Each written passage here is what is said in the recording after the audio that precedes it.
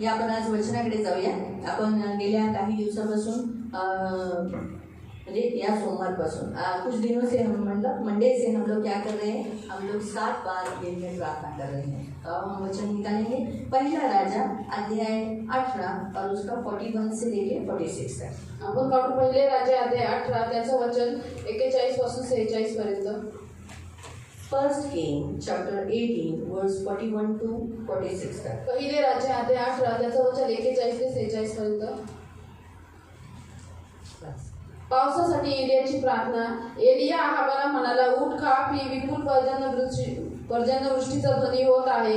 मग आहाब खाण्यापिण्यासाठी वरती गेला। इकडे एलिया कर्मेलाच्या माथ्यावर गेला आणि त्याने जमिनीपर्यंत लावून आपले तोंड आपल्या गुडघ्यांमध्ये घातले। त्याने आपल्या चाकराला सांगितले, वर चढ, समुद्राकडे दृष्टी लाव। त्याने जाऊन तसे केले आणि म्हटले, काही दिसत नाही। एलिया म्हणाला, आणखी 7 वेळा जा।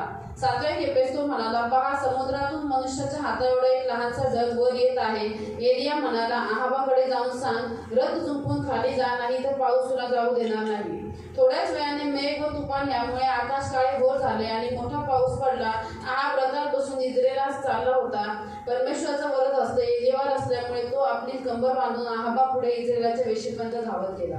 प्रिय अपन बातों हम जैसे यहाँ देखते हैं कि एलिया के काल में आहाब ये राजा था और उसके आहाब ने अपनी मनमर्जी से जीने के कारण परमेश्वर का क्रोध आया और उस जमीन पर, इस यरूशलेम में, शमरोन पर अकाल पड़ा।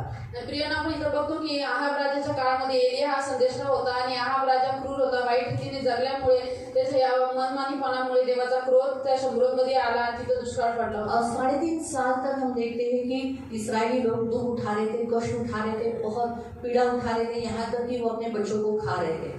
आणि 3.5 वर्ष आपण बघतो की इस्रायल लोक खूप दुःख, खूप पीडा उसत होते आणि एवढे ते वाईट परिस्थितीत चालले की ते आपल्या मुलांना कापून खात होते ना। तो हम ये बात यहाँ देखते हैं, लेकिन जब परमेश्वर ने उस अकाल को खत्म करने का निर्णय लिया तो हम देखते हैं कि एलिया ने क्या किया, आहाब को कहा कि भारी वर्षा होने वाली है। आणि देवाने ज्यावेळेस निर्णय घेतला तो दुष्काळ संपवण्याचा, त्यावेळेस देवाने एलियाला सांगितलं की आहाबाला जाऊन सांग की विपुल पर्जन्य दृष्टीचा ध्वनी होणार आहे। तो सिर्फ परमेश्वर ने उसे कहा नहीं, लेकिन उसके कान को देखो 41 में लिखा है, भारी वर्षा की सनसनाहट सुनाई पड़ती है। यानी उसने आत्मा में जान लिया, उसके कान खुले थे।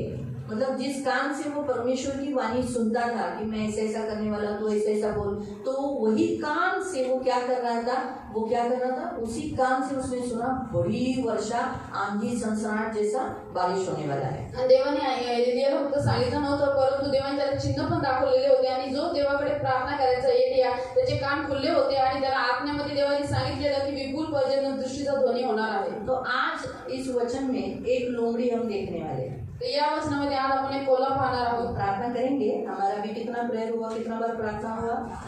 4 हुआ। तो अभी हम 5वीं बार प्रार्थना करेंगे, लेकिन एक लोमड़ी के बारे में भी हम इसमें देखेंगे, वो है हमारे कान।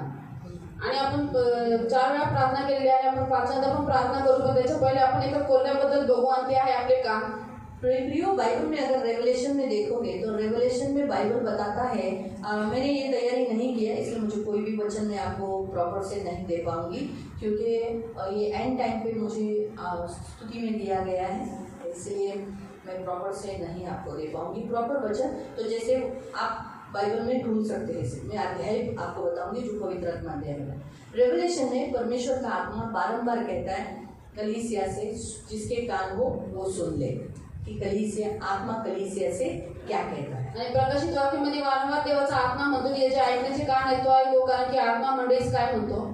तो हमारे जो कान है ये बड़े इम्पोर्टेंट होते हैं। प्रभु अभी अंतिम दिन में हमसे बात करना चाहता है, लेकिन हमारे कान अभी भी बहुत मोटे हैं, कठोर है, हार्ड बन चुके हैं और हम प्रभु की वाणी नहीं सुनते। आणि अंतिम काळामध्ये देव आपल्याशी बोलू इच्छितो, परंतु आता पण आपले कान खूप जड झालेले आहेत, कठीण बनलेले आहेत आणि आपण देवाची वाणी ऐकत नाही। और आज भी प्रियो हम वचन बराबर से ध्यान से नहीं सुनते। अगर आज चर्च में भी आते तो चर्च में एक ऐसी लोमड़ी है जो लोगों को वचन सुनने नहीं देती, यानी वो लोमड़ी, वो पाप, वो छोटा सा सूक्ष्म पाप। कौन सा? छोटा सा पाप। जैसे कल हमने देखा ना, एक छोटी सी मरी हुई मक्खी, छोटी सी मरी हुई मक्खी कहाँ गिरी? बहुमूल्य अत्तर में, बाटली में गिर गई और वो पूरा परफ्यूम खराब हो गया। परफ्यूम की बाटली भी फेंक दी गई, परफ्यूम भी फेंक दिया गया। आणि आपण बघतो काल वचन बघितलं की एक लहानशी मेलेली माशी एवढ्या मोठ्या अत्तराच्या बाटलीमध्ये पडली, ते अत्तर पण खराब झालं म्हणून अत्तर पण बाटली पण फेकली आणि अत्तर पण फेकण्यामध्ये तो गेलं. होता क्या है मालूम, जब हमारा छोटा सा पाप हमने जो इतने साल से प्रभु में मसीहतपन किया है, लोग आज हमें मसीह बोलकर रिस्पेक्ट दे रहे हैं, चर्च में रिस्पेक्ट दे रहे हैं, बाहर रिस्पेक्ट दे रहे हैं, वो प्रतिष्ठा, वो मान, वो सम्मान घटा देती है। जब हमारा एक छोटी सी मूर्खता, हमारा छोटा सा एक पाप क्या करता है, परमेश्वर से तो दूर करता ही है, लेकिन साथ साथ लोगों से जो हमें एक रिस्पेक्ट मिलने वाला रहता है वो नहीं मिलता। आणि आपलं एक छोटंसं पाप, छोटीशी मूर्खता आपली अक्कल आणि प्रतिष्ठा घटवून देतो. जसं आपण काल वचनामध्ये बघितलं तर त्याप्रमाणे आपलं एक छोटंसं पाप जे आहे ते आपल्याला देवापासून तर दूर करतं, पण लोकांपासून पण दूर करतं. लोकांकडून आदर मान प्रतिष्ठा जी भेटणारी आहे ती घटवून टाकतं. जैसे छोटा सा मैं अगर आपको उदाहरण देती हूँ, अभी जैसे मेरा उदाहरण देती हूँ, अभी वांगी में लोग मुझे जानते हैं कि हम चर्च की मैडम है करके, आणि मी माझं उदाहरण घेते की वांगणीमध्ये लोक आता मला ओळखतात की मी चर्चची मॅडम आहे म्हणून. तो फिर अगर हम फाइनेंशियली हमारा जो रिश्ता है इन अन्य जातियों से अच्छा रखा है, कभी भी क्रेडिट लिया है तो वापस बराबर से दिया है, आणि म्हणून आम्ही अन्नजातीशी आमचं जे आर्थिक नातं आहे ते चांगलं ठेवलेलं आहे. कधी जरी आम्ही उधारी घेतलं तर ते वेळेमध्येच दिलेली आहे. तो फिर अगर देते समय मैंने कम दिया, आणि देते वेळी समजा मी कमी दिले, जो भी उनका धन है उनको देना है, और मैंने धन कम दिया, तो फिर वो क्या सोचेगा, मैं तो बोलूँगी नहीं मैंने तो बराबर ही दी है, आपसे ही रॉन्ग हुआ है, आपने ही कोई ना कोई गिराया होगा, मैंने तो प्रॉपर दिया। तो अगली बार वो दुकानदार विश्वास से पैसा ऐसा डालेगा अंदर, वो क्या करेगा, जब भी मैं अगली बार जाऊंगी तो वो पैसा देगा कि बराबर दिया ही है। तो यानी मेरा क्या हुआ, इतने साल से जो एक मसीहत का नाम कमाया कि ये चर्च की मैडम है, ये कभी भी हिसाब में रॉन्ग नहीं, क्योंकि कुछ लोग पैसे नहीं गिनते, ऐसे ही डालते हैं, आपका है ना प्रभु का पैसा है ना बोल के अलग रखते हो, लोग अलग रखकर रखते। तो फिर क्या होगा, तो प्रतिष्ठा मेरी घट गई ना। तो हमारे ऐसे छोटे छोटे से जो पाप होते हैं ना, वो मनुष्य के सामने हमारी इज्जत कम कर देते हैं। आणि समजा आता लोक मला एवढे ओळखतात, मी जर त्यांच्या उधारीमध्ये रक्कममध्ये जर का फेरफार केलं, जर मी कमी पैसे दिले तर पुढच्या वेळेस ते माझा विश्वास ठेवतील का, माझे पैसे न मोजता टाकतील का, असं नाही करणार. माझं हे वागणं काय करतं, माझी जी प्रतिष्ठा आहे अक्कल ते घटून टाकतं. तो इसीलिए प्रियो हमारे छोटे छोटे इन्हीं पापों को हम देखते हैं जो हमें बाद में क्या कर देता है, बड़ा गढ़ बना देता है। आणि आपण बघतो की लहानशे पाप पुढे जाऊन मोठ्या गढ़मध्ये रूपांतर होतं. तो परमेश्वर की वाणी न सुनना, उसकी वाणी की ओर कान न लगाना, प्रभु का दास जब कुछ कहता है उसे न सुनना, जब वचन चलता है तब उठकर बीच में से चल के जाकर कर वचन न सुनना, बच्चों की तरफ खेल कर वचन न सुनना, ये सारे क्या करते, बाद में इतने गढ़ बन जाते हैं कि आपके कान धीमे हो जाते वचन सुनने के लिए। तो जो कुछ वचन आया रहता है, जो कुछ प्रभु आपसे बात करता है, आप प्रॉपर नहीं सुनते। आणि म्हणून वचन न ऐकणं, देवाच्या दासाचं न ऐकणं आणि वचनामध्येच उठून निघून जाणं, ह्याचं हे पुढे जाऊन एवढं वाढतं की नंतर तुमचे कान जड होतात आणि ते देवाचं पण ऐकत नाही आणि कोणाचंही ऐकत नाही. जैसे उदाहरण के तौर पर बाइबल का उदाहरण हम लेंगे। प्रभु यीशु ने कहा, फरीसियों शास्त्रियों के खमीर से क्या रहो, क्या रहो, सावधान रहो। आपने पढ़ा है मत्ती, लूक, मार्क तीनों अध्यायों में, यूहन्ना में मैंने पढ़ा नहीं पढ़ा मुझे याद नहीं आ रहा है, लेकिन तीनों अध्यायों में तीनों जो पुस्तक हैं वो इन्हीं पुस्तकों में लिखा गया है, क्योंकि तीनों पुस्तकों में प्रभु का जो चमत्कार है, 5000 लोगों को खाना खिलाना, 4000 लोगों को खाना खिलाना, ये चमत्कार लिखा हुआ है।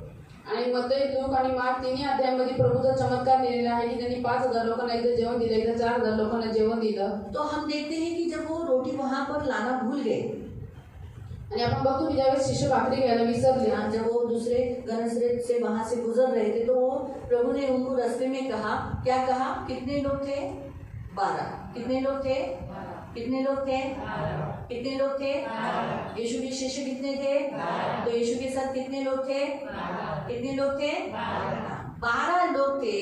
12 में से एक ने भी सही नहीं सुना। यीशु ने कहा, शास्त्री और फरीसियों से खमीर से सावधान रहो। और वो लोग आपस में, ऐसा लिखा है वहां पर, आपस में वो बात करने लगे। क्या बात करने लगे, अयो हम लोग ने रोटी लाना भूल गए ना, इसलिए प्रभु ऐसा कह रहा है। प्रभु रोटी के विषय पे पूछ रहा है, अभी क्या करूं।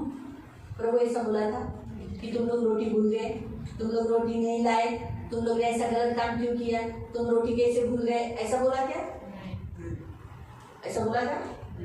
कितने लोग थे, लेकिन 12 के 12 गलत सुने। क्यों? क्योंकि वो लोग सुनते नहीं थे। आणि प्रभू येशूचे 12 शिष्य होते आणि प्रभू येशू त्यांना म्हणलं की शास्त्री आणि फरीसी यांच्या खमीरापासून सावधान राहा. तर ते सगळे म्हणले की अरे आपण भाकरी घ्यायला विसरलो ना, म्हणून हा आपल्याला म्हणतोय की आपण भाकरी नाही घेतलेला म्हणून. तो इसीलिए पेन तो देखिए मेरे पेन है का इथे कान का मेरा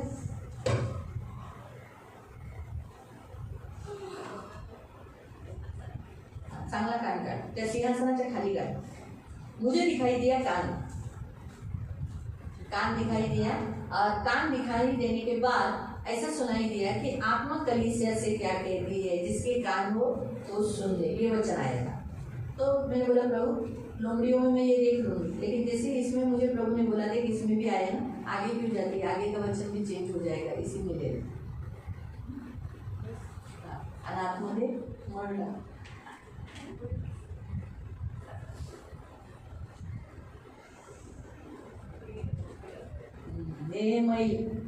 आणि या कानामध्ये मळ आहे. हाँ देखो कैसे हाल हो गए. ये हम सबके कान हैं.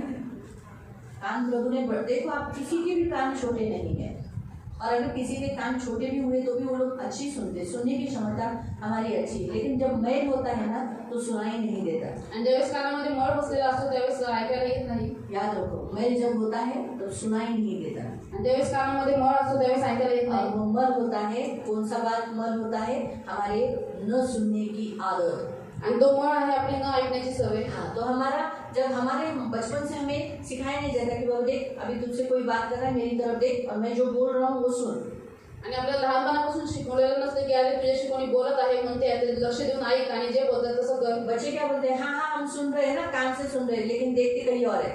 आणि मुलं म्हणतात हा आम्ही कानाने ऐकतो पण बघतो थोडं और दुसरं. फिर जब उन्हें बोला जाता है, जैसे उदाहरण के तौर पर जो बोला जाता है कि रूथ वो रुमाल लेकर आ, आणि उदाहरणार्थ असं बोललं जातं की रूप तो रुमाल घेऊन ये.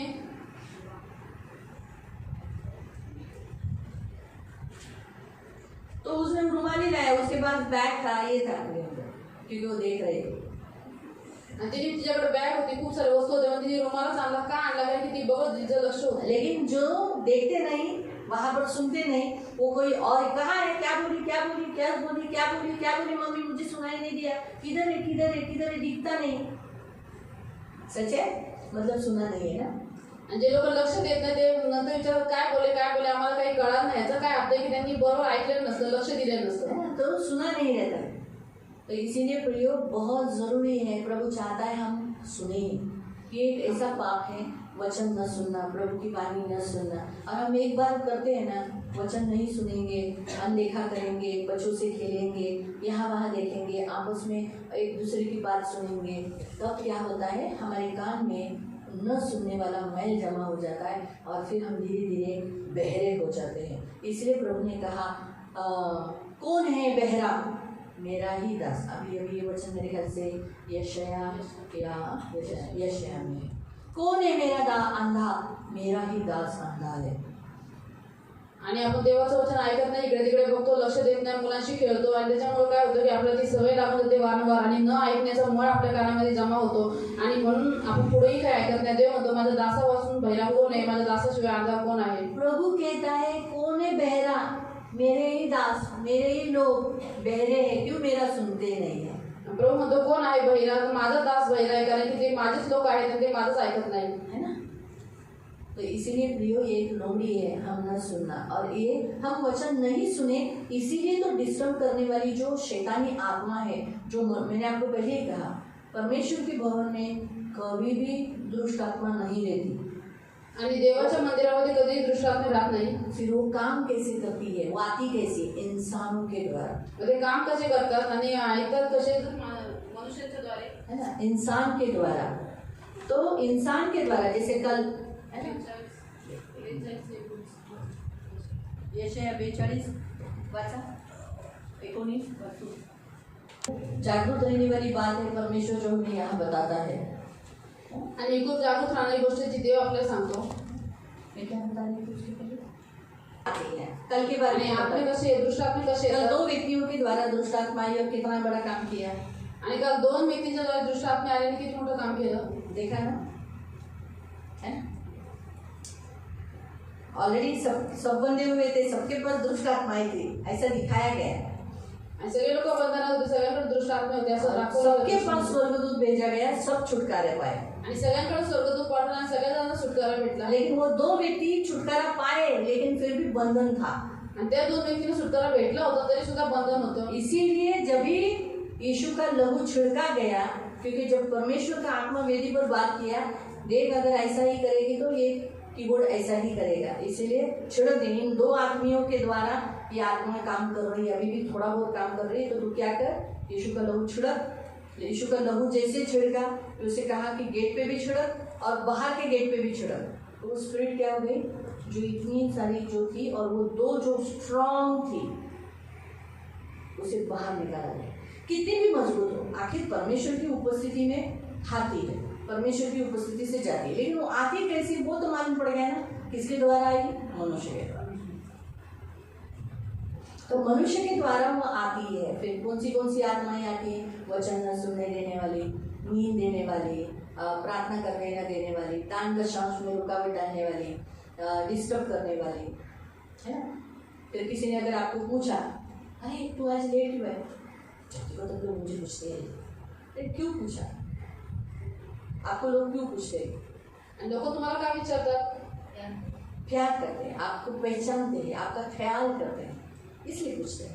लेकिन उसका मिसअंडरस्टैंडिंग कैसे करते हैं, लेट आए तो चलो से देखो तो कोई ये नहीं, जब देखो तो वैसे पूछते हैं. तो ये है जो स्पिरिट है, जो गलत थॉट्स, गलत विचार लाती है. आणि हे जे दुष्ट आत्मा आहेत जे चुकीचे विचार आणतात एकमेकांच्या प्रती, अब वो उनके अंदर है, इसीलिए उनके अंदर से गलत सोच आती है. तो उनके द्वारा वो आत्मा आती है और वो प्रवाहित होती है. त्याच्यामध्ये ते आहेत म्हणून त्याच्याद्वारे चुकीचे विचार येतात, म्हणून त्याच्याद्वारे ते आत्मा येतात आणि नंतर प्रवाहित तो होतात. वैसे ही वचन सुनने न देने वाली भी आत्मा किसी न किसी के द्वारा आती है और लोगों को वचन ध्यान से सुनने नहीं देती. आधा सुनाएगी, कोई लोग आधा सुनते, आधा नहीं सुनते.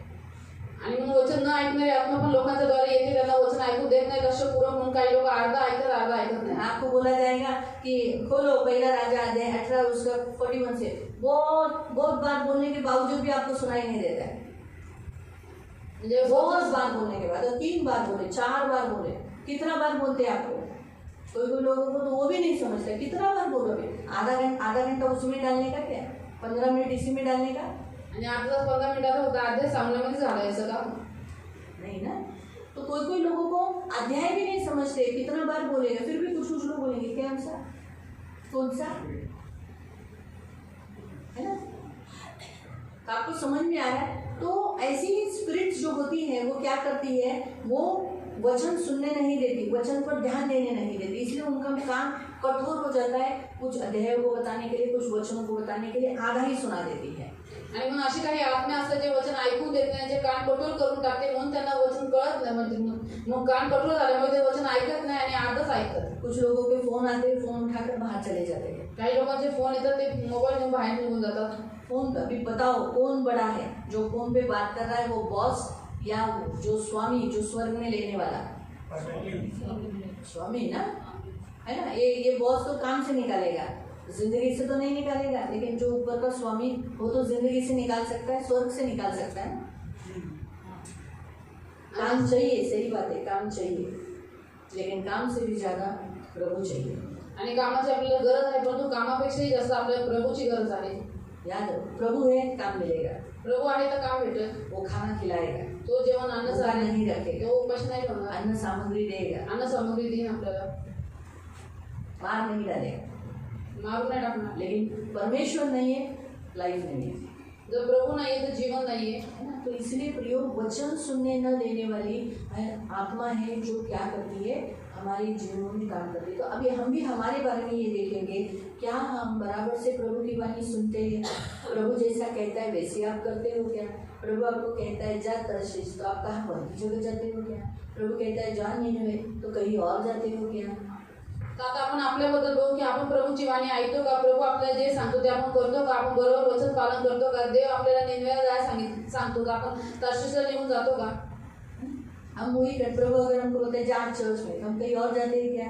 आणि देव ज्यावेळेस आपल्याला म्हणतो की जा चर्च मध्ये, आपण पुढे दुसरीकडे जातो. प्रभु कहता है प्रार्थना करते हो बैठते हो क्या.